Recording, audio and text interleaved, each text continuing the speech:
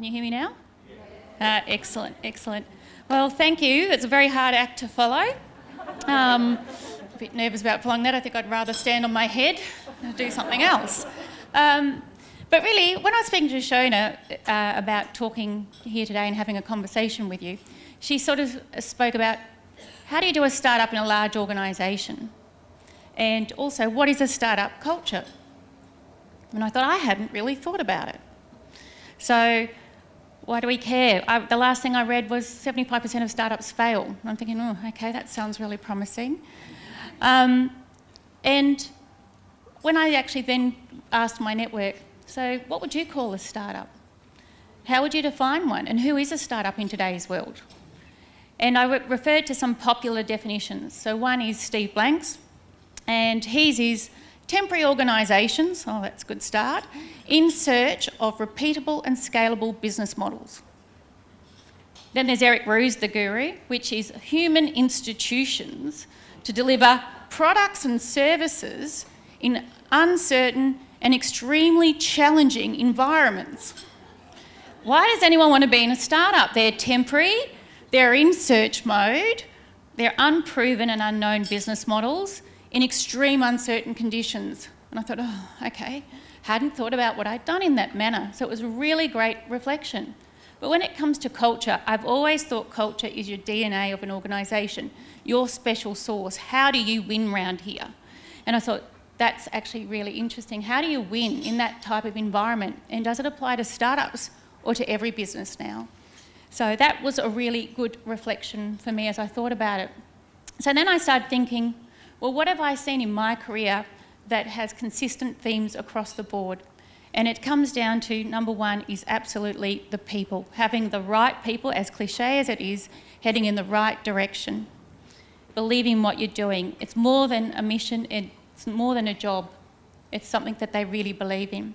Then it's about customers, and not just saying you're customer driven, really listening to them and understanding the problems that they have, the needs that they have, and how you're going to solve them and add value. And the third theme that has made it successful or not in the cultures of the businesses I've worked with is the failing fast. So continuous improvement, looking for how can we do this, not why we can't or any of the other excuses that sometimes come through, but doing it fast.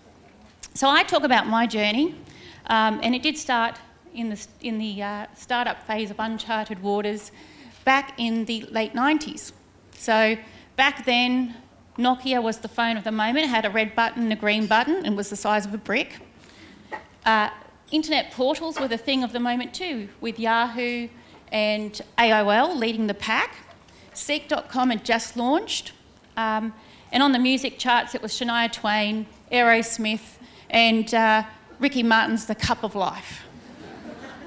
And my life was about to change. So I had a phone call out of the blue from a gentleman who said, I've got this great new business startup as a joint venture with Fairfax and Big Colour Pages, and you need to come talk to me. And I was very clear straight up front, I'm pregnant. I've had this experience of before, and I thought this is not going to be good. I'm pregnant. That's okay, come talk to me. And I said, no, you don't understand. I am very, very, very pregnant. I mean, I'm almost 8 months pregnant.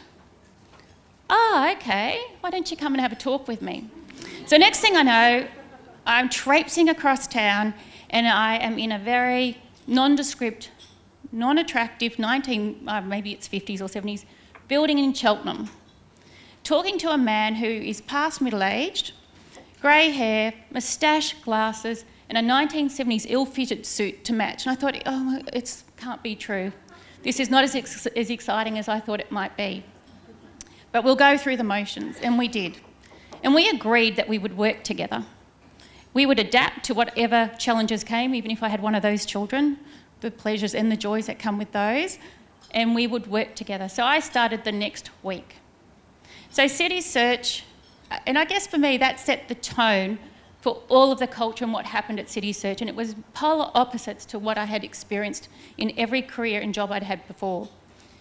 City Search was a city guide, and you may remember it.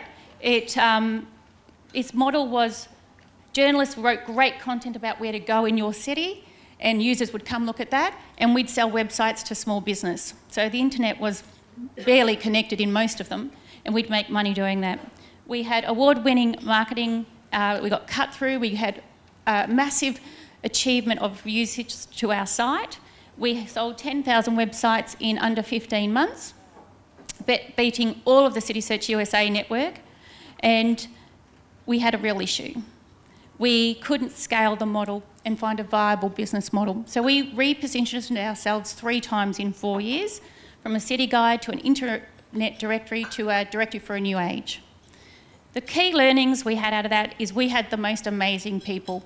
The internet was new. We didn't even have a product. We didn't have sales collateral. We had our salespeople out selling. Many of them didn't know media, didn't know sales, and they were out there selling their hearts out. And what happened then was we had customers saying to us, I bought it because of your sales rep. So getting them to believe in the vision and take on without any skills and just having that right attitude to learn and believe in what we were doing was probably the number one thing that really gave us the success early days.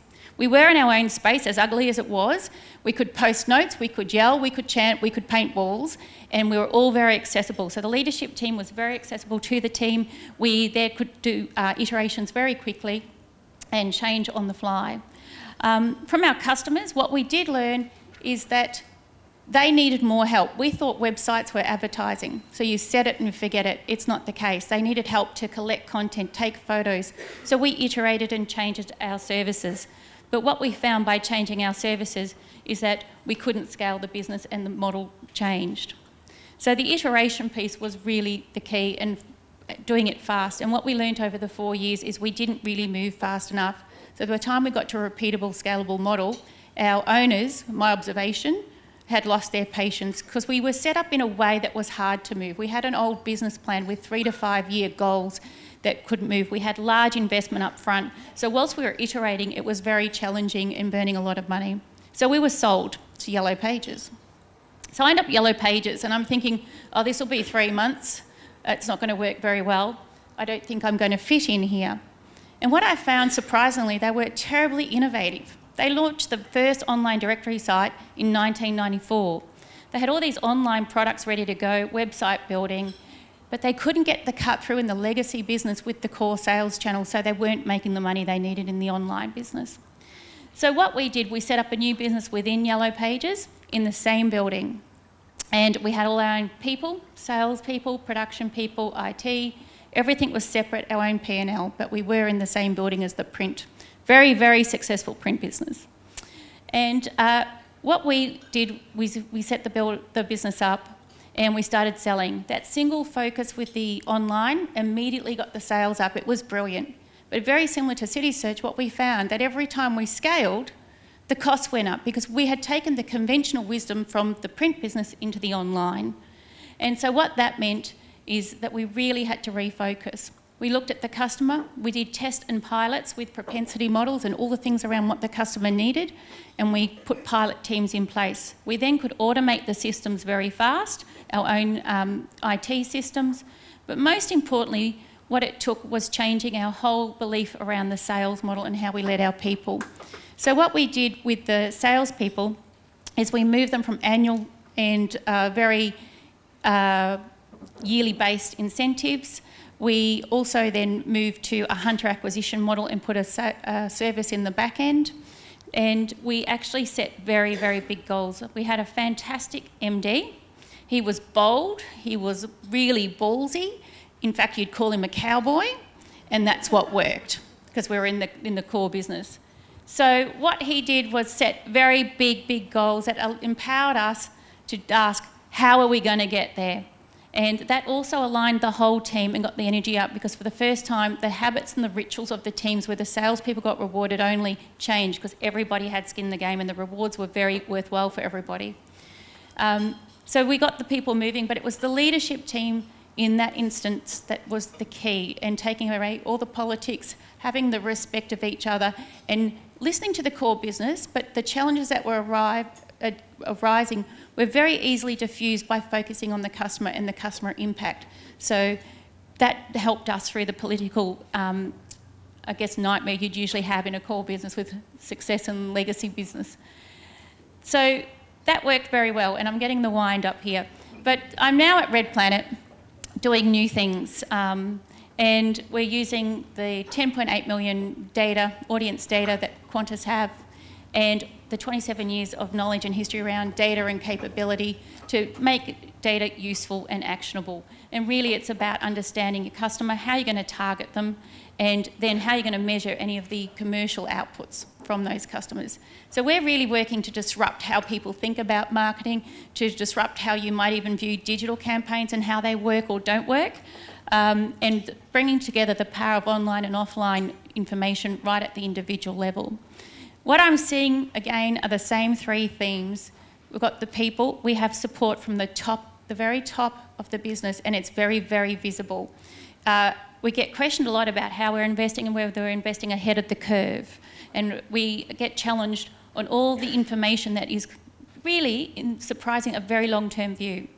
Our people are diverse, they come from a whole range of backgrounds, and we're positioned within the loyalty business, but we're given our own space, so we're allowed to do different things and be quite noisy. We have a drum set, which some people like and some people don't. But we're in this stage of a real startup. We're listening to our customers. We're able to prove things out before we automate. We got Salesforce in 6 weeks. I've never seen that happen in my lifetime. So having the right people in the job with the right attitude and iterating by learning as we go is working for us. So hopefully that will all work out, and all I can say is all the success and failures, miseries and joy that I've had is by surrounding myself with very smart people that challenge me, that respect my opinions, don't make things personal, political, and then really getting on with the job. So I challenge you to be the change you wish to see in the world, as Gandhi would have quoted.